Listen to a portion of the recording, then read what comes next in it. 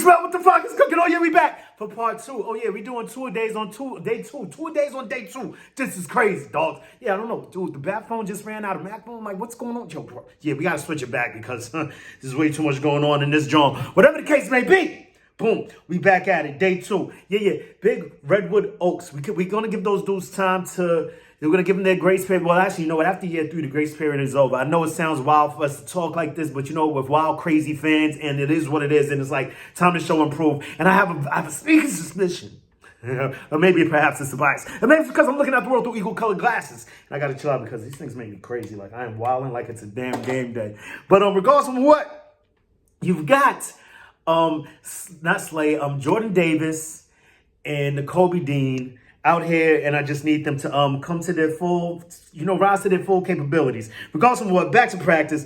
Dean and Bourne are the linebackers. Oh, damn, we fast forward pretty damn. Yeah, we should fast forward anyway, because, okay, 11 on 11s is back with Rango, Slade, Maddox as the cornerbacks. I like that. Dean and Bourne are the linebackers. Okay, so where they rotated Devin White out. That's something different. That's something that we haven't seen Dean and Bourne. And I heard Bourne did put in that work yesterday. You know what I mean? But you know what? That's like one of my, that's a cool trio for me, man. Rango, Slay, and Maddox. I'm a big Maddox guy. Let's flock and go. Then you got next up is Jalen Hurts with a good pass on the run to Devontae Smith, who made a great catch, which seems to be a recurring theme for ever since he's been with Devontae Smith. Jalen Hurts on the run, throwing seeds, darts, missiles, spit, whatever you want to call it, straight to Devontae Smith with the crazy footwork, the toe drag, swag, all of that, one hands, whatever the case may be. It's wild. I love the connection that these two have, and I just want them to keep it going. And it baffles me that people can say some of these passes that I see, like I said, once again, I watched about an hour of Jalen Hurts highlights the other day, and it's beyond me that people could actually sit there and say that this man is not H1M, Jalen Hurts, Thursday, Hurts Day. Let's go. It's not one of the best out. Like, it's wild to me, man. Like, one of the best in the world for sure. You know, it was close at this position. At the very least, top 15. Y'all need to stop bugging. I'm putting them in the top 10. We're going to see after this shit. I get sidetracked. Y'all know. Thank y'all for being here with me for this therapy. Lord knows I need it. What up to my mom flockers, my pop flockers, my flaquitas, my flaquitos, my flockers and flockettes. Let's go. So pumped to be in here, y'all. Jalen Hurts with a good pass on the run to Devontae Smith. We just said that. Jalen Hurts just hit A.J. Brown on the slant. Like I said, recurring theme. Isaiah Rodgers in coverage. Ooh, NFL training camp. Football return. Celebrate by watching your team. Shut up. Isaiah Rodgers in coverage. Then we got Trotter Jr., White, other first-team linebackers right now. So when he came back. No, we didn't even get into that yet, but you're going to find out sooner or later. Kenny Pickett just had a pass nearly intercepted. Looks like rookie Jalen Hunt altered the pass. Let's go. Jalen Hunt, we got some Jalen Hunt news. Yo, Jake Rabati, you doing your damn thing today, bro. Then you got Tanner McKee, had Johnny Wilson open on the throw over the middle. Wilson dropped it. Man, that's a big thing with that guy, but we'll see how that pans out. Tanner McKee sounds like the best backup we got going. Kenny Pickett, he's prone to, from what I'm understanding now, he's prone to holding on to the ball a little bit too long. And then Will Greer, who I don't think was going to make the team anyway, might be just camp body or just a veteran savvy mind or whatever. It's veteran. Like, somebody told me he's been around for 11 years. I thought he was a young bull. Whatever the case may be, he just don't want to let it go. They had something late in practice yesterday where, this is according to Ruben Frank and your boy, my other boy, damn, it's my dude, whatever, slipping right now, it is what it is. I need my Genko Balboa, get this memory thing going back, right? So you got, I just think Tanner McKee is probably our best option as it stands right now. I would love to see Kenny Pickett rise to the occasion, but as it stands right now, from what I saw from Tanner McKee last season, but he couldn't even get on the field, so who knows? We'll see how that pans out. Regardless of what, Jeremiah Trotter Jr. is down. That was the news I was telling you about earlier. Seems to be he's stretching his leg, and the trainers are out to look at him. That's one. That's not to happen again, y'all. Jalen Hurts hit A.J. Brown across the middle once again. Isaiah Rodgers in coverage. Oh, that's my boy Isaiah Rodgers. But then again, that's A.J. Brown. Like, what are we really talking about here? Kenny Gainwell has looked really nice to start training camp. You know, that dude's trying to hold on to his second spot because Will Shipley is one of those dudes that I want to see. Don't get it twisted. Y'all know I flies with my boy Kenny Gainwell, Kenny G with the sweet feet music. Come on, you know how we do this. But, the new guy is always the best guy, right? Not all the time. But I'm just really intrigued to see what this guy Shipley has to offer. Next up, Bryce Huff with a sack. Another dude I can't wait to see out there on this field with this defense. Speaking of Huff, man, what y'all heard about Hassan Reddick? Man, it's crazy. It's just wild the parallels that people make. They're like, oh, isn't it great that we let him go? Like, no, never, in no universe. We got the money sitting there right now that could be his money and Huff's money. And that could have been a crazy thing. And just because of what he's doing with the Jets doesn't mean he's doing with us. Who knows? Howie Roseman might have sent him out on a reconnaissance mission, just like, you know what I'm saying? Just get back at Joe over there like, yo, you wanted to leave us? Got a trick for you. Watch this. And then you're going to have no edge rushes. That would be crazy. That would be the sickest thing I've ever seen in my life if we're able to get Hassan Reddick back and then sign him. That would be wild. Anyway, regardless of what, once again, Jeremiah Trotter Jr. is down. Seems to be stretching his leg. Oh, that was the same one as before. But then again, they said Jeremiah Trotter Jr. is on the sideline standing. Appears to be nothing serious. Jeremiah Trotter Jr. is back in. Probably was a cramp. Jalen Hurts is smoking. Practice is over. Blah, blah, blah, blah, blah. More active competition at linebacker and cornerback with Jalen Hurts and Saquon Barkley continuing to shine. Seems to be Rabati's summary. I believe I read somewhere that he went 15 and 17 today. No TDs, no interceptions. Looking a lot more sharper than he did in OTAs. And we can sit here and say, you know, this is part of the cause, but I'm looking at other quarterbacks and other camps. They're not quite doing what our quarterback is doing. You know what I'm saying? And this is a guy learning with a 95% new playbook. Like, what is he talking about out there? And then you had Acho saying yesterday, he's out here talking like Jalen Hurts is trying to cop please, trying to, you know, put his buffers in case he does fail this season. No, and this is what I keep trying to tell people. He's just an honest, contrite, straightforward dude. And like I saw somebody just write on Twitter, man, you damned if you do, you damned if you don't. These guys want our players to sit here and tell the truth and then say, oh, you're telling too much truth, blah, blah, blah, and then they, whatever, man. Just out of here with the BS. I'm not here for that. You know what I'm here for. It's equals o'clock all the time around here. You dig? Jeremiah Trotter Jr. is down again. It's his leg. He's being looked at. We'll monitor her later on in this. Happened a few minutes before practice in it. Oh, Anaya Smith had created really nice separation on the deep ball. Will Greer underthrew it. Dude we was just talking about. Feel a lot more comfortable going back to center. Cam Jurgens mentioned that as a guard last season. He had the mentality of a center. Just loving that he got that experience last year. Playing side by side with Lane Johnson too. Like, I'm just so great things to come for that kid. I'm having a lot of people calling him. I believe it was Jordan Davis intimating the fact that, you know, like, you know, there seems to be a big emphasis on him bending his knees on his I imagine on his bull rushes, whatever rushes is part of the technique. And if your knees are bent right, if you have your right conditioning, then you could have the right technique, which is going to lend itself to better execution. And I just can't wait to see if he can be cognizant of that throughout the season. He said as much, but we have to see it to believe it. And I'm really looking forward to it. I really think we got it, guys. That's day 2. The belief is Eagles linebacker Jeremiah Trotter Jr. avoided any major injury today in camp per source. That's according to the Liberty Line, Philadelphia. So, yeah, man, a lot of things going on the field, man, and I just can't wait to see these. Just give us more. Give us more. Give us more. We're going to get into the presses right now. Let's get into the presses. So, first up was our boy Fangio. And what I loved most about Fangio, Nick Wrong again, we got into that. Fangio, the thing that stood out to me, at least initially, probably not the most, as you could tell, I referred to him a lot in part 1 of this video and a bit more in part 2, I believe. Again, it's just he seems to be impressed with JD. JD seems to be one of his major focuses, Jordan Davis, and I imagine that's for like Eagles fans across the board, coaches all across the board. I mean, this is a mammoth of the man. If you could get this guy to play to his capabilities, play to the level that we thought we were getting when we drafted him number 13 overall. Much like I said, though, I know these guys have patience, and a lot of times it takes these guys about 3 years. I mean, he's had flashes, dude. The one play that stands out, I know I've said this time and time again in these videos, just when he ran across that field to push, not even push, just to alter Josh Allen's trajectory, where he was trying to get to, it was amazing to see a dude that big running that fast. Could you imagine? It's like a rhinoceros, dog. Like, they go, dude, you cannot stop that. You get that dude. But, you know, we don't want to see him going downhill. We want to see him going uphill and pressuring that quarterback, stopping that run. But if he's got to, we know he can do it. We just want him to be able to do it consistently. Something stuck out to me. I don't know if anyone else caught this. Let me know if you watch these pressers or anything. Put it down in the comments. Fangio, it appeared, maybe I read it wrong, maybe I didn't hear the question wrong, right? Because, like, once again, they have romper room going on in the background, and it seems like they really, really hate these writers, dog, because it's wow. Fangio even said it, like, dude, what are we going to do about this noise? He's a very blunt dude. Gotta love him. I love the energy. Saw someone else put in the comments, he's just so Philly, man. That straightforward, no nonsense, not giving a flock about anything, let's go. But it seemed like he was taking jabs at Jalen. He said, you know, they were speaking to the end of, they're speaking towards the subject of leadership. And he just posited, inserted without any provocation that you got to play up to your ability in order to be seen as a leader. Like, no one wants to follow a guy. Like, if you ain't putting it out there, why follow you? Like, forget what you got and the talent that you got and any of this, that, and the third, what you've done. And it seemed like right after that, he said, Sirianni, he has a track record of winning in this league. Like, that's a good head coach. And it just felt weird. Like, he's trying to, and what it feels like, he's just trying to solidify protocol in this locker room, the way things go and the way things are, with that old school mentality. But at the same time, it's almost like he could be creating a chasm. And I know I'm the guy that said it's not a thing. It's not a thing. And I can't wait to bury it. Let's get over this. Don't want to talk about it no more. And I don't believe it is going to be a thing.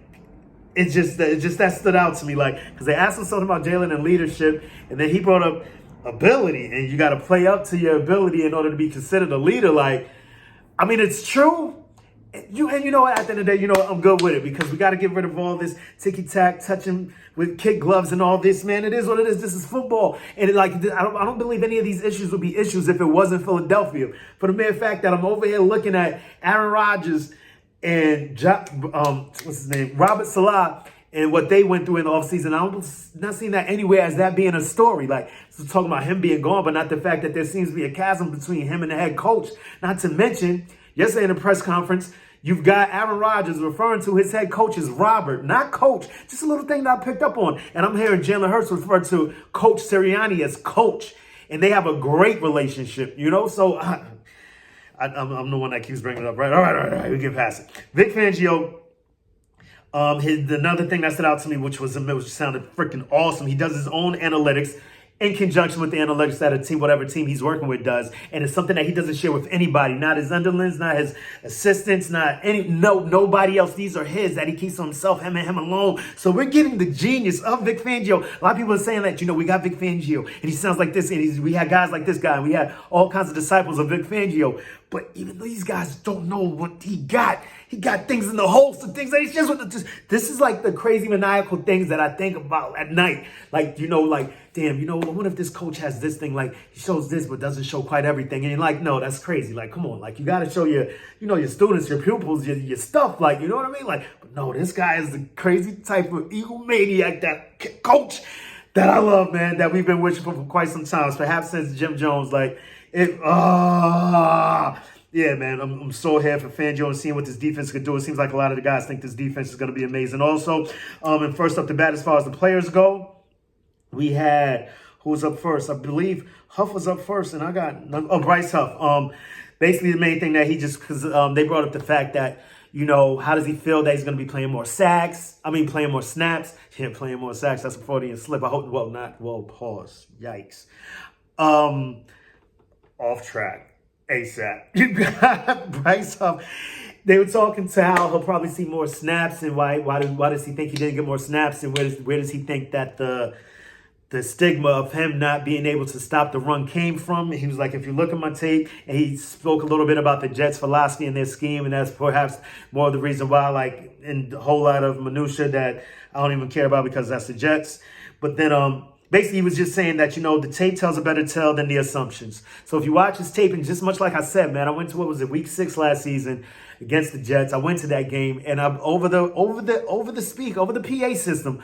All I heard all game was this damn Huff name. Like, who the fuck is Bryce Huff? I'm thinking it was Huff from years ago, the damn dude that Chip Kelly drafted from the Oregon Ducks. Like, who the fuck is Bryce Huff? Where does he come from? I hadn't ever heard of this man before.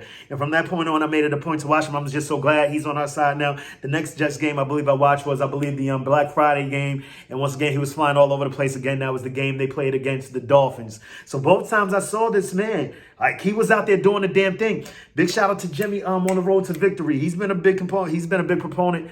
He's been big in that dude's corner for a long time, too. When I check he's always talking about Bryce Huff. So, I mean, great minds think alike. You feel me? But no, man, it's just, I can't wait to see this guy plays for us in this system. And it seems like all these guys are bought in. Next up was Cam.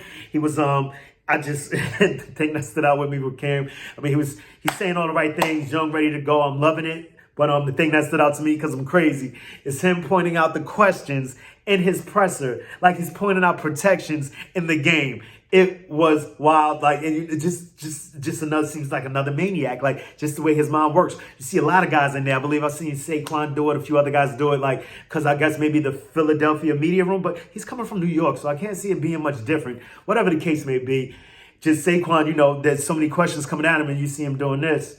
Like, you know what I'm saying? Crazy. You got the boy Cam up there. Yo, you got a question over there. Yo, loving it. Point out the protections. Let's go. I can't wait to see Cam Jurgens out here. Can't wait for a lot. Can you tell? Then you got Dallas Goedert was up there next. He's just loving the motion. Motion seems to be the theme of the day. Like I said, once again, like the motion movement is moving. And he's saying that this motion, what he loves about what Kellen Moore does with it, the motions lend, like, you can't tell the difference between a run play or a pass play. A lot of these motions, a lot of these things that they do marry themselves into something else. There's so many things that you could call off of. He said it was great have throwing around with Jalen Hurts this summer. If he made it a point to throw John Ross was out there too. I guess maybe perhaps because the question was, you know, how did it feel having the youngins out there? But this motion helps. I can't wait to see this thing in live time because we haven't seen it in quite some time. Hopefully we're gonna see a lot of things that we haven't seen in quite some time as far as our birds go, man. And the defensive side, the offensive side, you got the motions, you got the schemes. Dallas Goedert, I believe, was the one talking about the schemes that Fangio was talking about up there. You know, just watching those two guys develop, talking Carter and JD. And I mean, we got to throw Will in that mix too, man. Please, y'all, please do not forget Will, number 93. So I can't wait to see this young rotation step up, mature, and become the studs that we just knew they always become. You've got that. Next up, we got Devin White, and he's got that championship DNA. Like I said, he said it himself. He has a group chat with AJ and Hurts, like wild. Like, so at first, you know, I'm thinking just like the reporters are thinking, like, what made him? And I'm like, you know, I'm going to use my own vices. Like, you know, does he just feel like those are the two leaders on the squad? But those are two offensive guys, receiver, and like, why we just had those two? But they've been cool for a long time, similar to how, you remember, I believe, Jalen tried to recruit AJ, and then, you know, he tried to recruit this one and that one, and they were all supposed to, you know, they were all floating around during those times. They go way back, basically, make a long story short. Sheesh. So, yeah, that's super dope to see them. He sent them a picture of a glass. You know, it was empty. He said, you know, we're just going to answer. We're going to put in and we're going to pour into this every day, man. Don't leave this anything empty. Let's do this. So I'm loving that leadership, him stepping up. Perhaps it's even more maniacal than we even know. It may be more nuanced than we even believe. Something to the end that, you know, maybe he saw a bit of friction between those two in the offseason, whatever he saw from a distance, which is probably just me crazy. But, you know, just think, what if it is? And he's like, let me get my boys back together and let's, you know, form this group chat so we can get this communication back to where it used to be. Back to, maybe if it's not even where it used to be, because it's all going forward. We'll see where I'm going with that, because that's what Jordan Mailata is about. But let's go forward with this and let's just get this thing going to where it needs to be. Forget where it was at. Let's get it to where it needs to be. And even if it was already good, let's make it better. So, I mean, this just shows great leadership on Devin White's part. I'm glad this guy's in our locker room. Let's flock and go. And then next up was Jordan Mailata. Seems to be that he's setting the pace. Yesterday I heard he had these guys running gassers after practice. The whole O-line, let's flock and go. You stepping up for that, stepping up into that leadership role. I believe it was him and Cam Jurgens' ideas. Don't want to sell my boy short. And then today he also spoke to him. He was upset about yesterday. And I believe that may have been today. I believe they had 3 false starts. So he just seems to be stepping into that leadership role in such a big way, as only someone like Jordan Mailata can do. And then he was also upset that they kept asking about last year. He said, you know what? And you know what? He spares no words. He holds no punches. He let him know, like, you know what? I'm sick of last year. I'm sick of talking last season. To be completely honest with you, I'm sick of last season.